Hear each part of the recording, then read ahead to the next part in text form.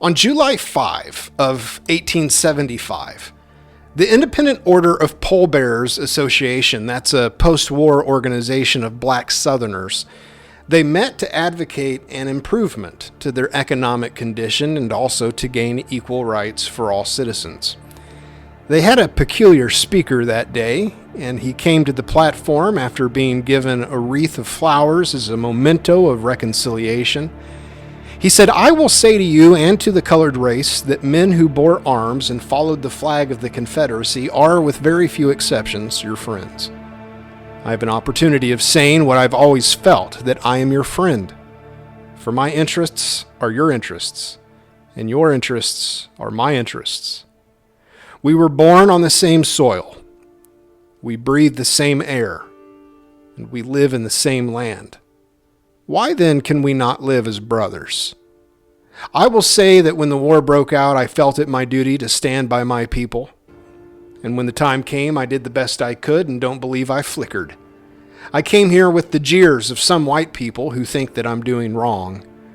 And I believe that I can exert some influence and do much to assist the people in strengthening fraternal relations, and shall do all in my power to bring about peace. It's always been my motto to elevate every man and to depress none. I want to elevate you to take positions in law offices, in stores, on farms, and wherever you are capable of going." He said, "I've not said anything about politics today. I don't propose to say anything about politics. You have a right to elect whom you please, to vote for the man that you think best, and I think, when that's done, that you and I are free men. Do as you consider right and honest in electing men for office. I did not come here to make a long speech, although invited to do so by you."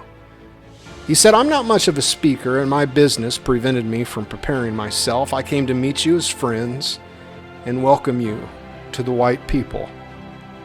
I want you to come near to us. When I can serve you, I will do so. We have but one flag, one country, so let us stand together. We may differ in color, but not in sentiment.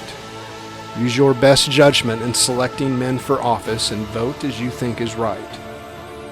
He went on and said, "Many things have been said about me which are wrong, and which white and black persons here who stood by me through the war can contradict. I've been in the heat of battle when colored men asked me to protect them, and I've placed myself between them and the bullets of my men and told them that they should be kept unharmed. So go to work, be industrious, live honestly, and act truly. And when you are oppressed, I will come near to your relief.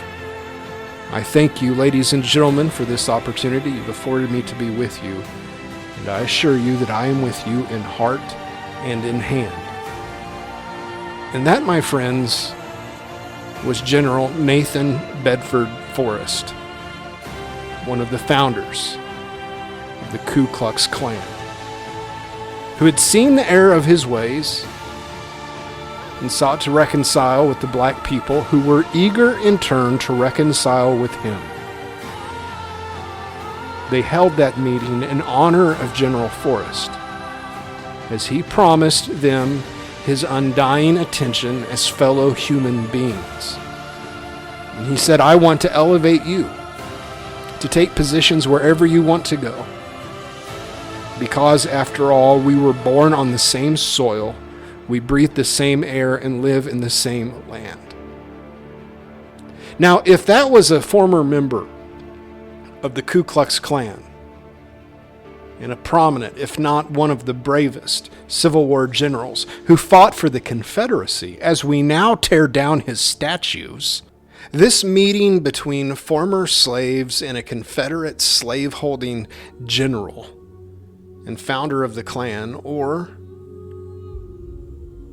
what you hear coming out of Southern Seminary, or Eric Mason, or Tabiti Anyabwile, aka Ron Burns, or Dwight McKissick, or J.D. Greer, or your favorite rainbow bedazzled LGBT lady Lutheran pastor waxing on about racial justice.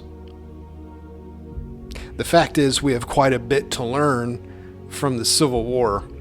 And oddly enough, what we have to learn is about how we can get along after the fight. That it's possible for people of different skin colors and different melanin counts to treat one another like brothers, because we recognize that we have more in common than we have difference.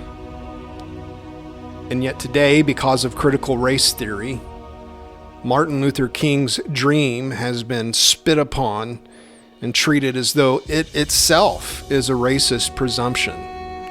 Critical race theory, instead of focusing on what makes us the same and our similarities, chooses instead to focus upon what makes us different.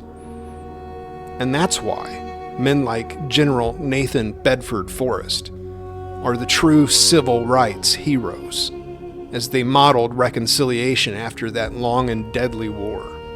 While it seems that our evangelical leaders, who are now woke and following the dictates of cultural Marxism, are far more like those who fomented racial hostility and war than those who ended it.